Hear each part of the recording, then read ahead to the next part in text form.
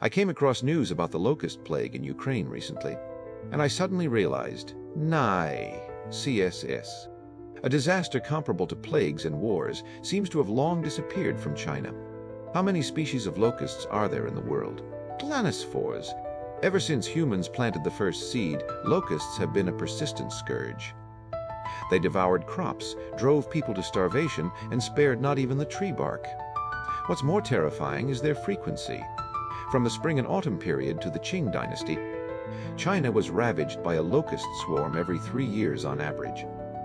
The 1931 Huanghuai locust plague caused losses of 130 million silver dollars. During the 1942 Henan disaster, locust swarms swept through.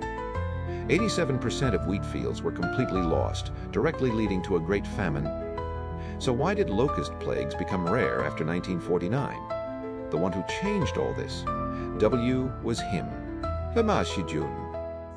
In late 1951, Ma Shijun, then a doctoral student at the University of Minnesota in the US, received an urgent letter from his close friend back home, Shijun. The country was in urgent need of locust control.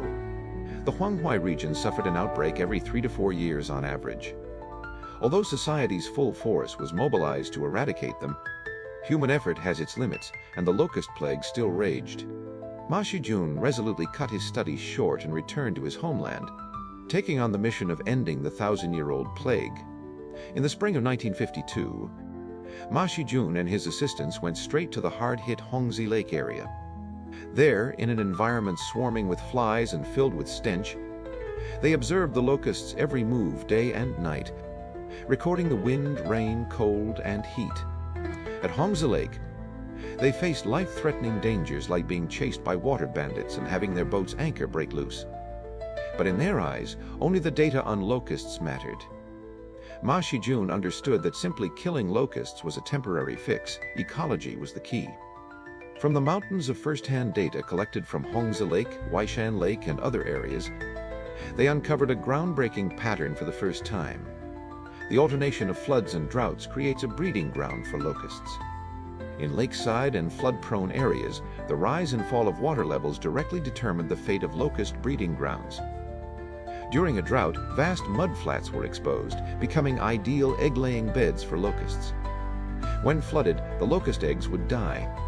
A glimmer of hope in solving this 1,000-year-old mystery pointed to one thing: water.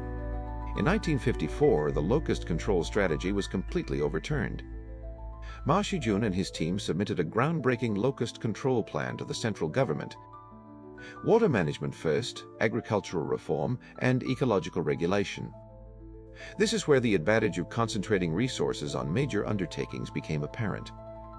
At Huaishan Lake in Shandong, 20,000 mu of old locust nests were flooded to create fish ponds. Without their maternity wards, the locust-infested area shrank by 40% in 3 years.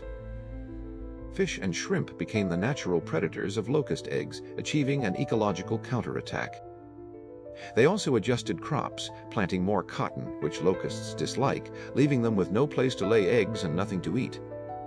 Combined with the nation's massive water management projects for the Yellow, Huaihe, and Hai rivers, the ecological environment of the locust areas was fundamentally changed.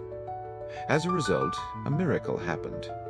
By 1960, the country's total locust-infested area had plummeted by 58%. The State Council awarded Old Ma's team the honorary title, Vanguard of Locust Control. In 1977, China solemnly declared, "We have transformed the land of locust plagues into the world's only low-risk zone for locusts," becoming the first country in the world to have fundamentally controlled the locust scourge. On the eve of a potential locust plague in North China in 1991, Old Ma's locust prediction model sounded the alarm 42 days in advance. 2 provinces mobilized immediately, preventing the loss of 230,000 tons of grain. On May 30th of that same year, Old Ma passed away. With 30 years of dedication, he turned a plague every 3 years into 0 outbreaks in a decade. The Great Wall against locusts, built with science, finally brought the 2,000-year-old scourge to its knees.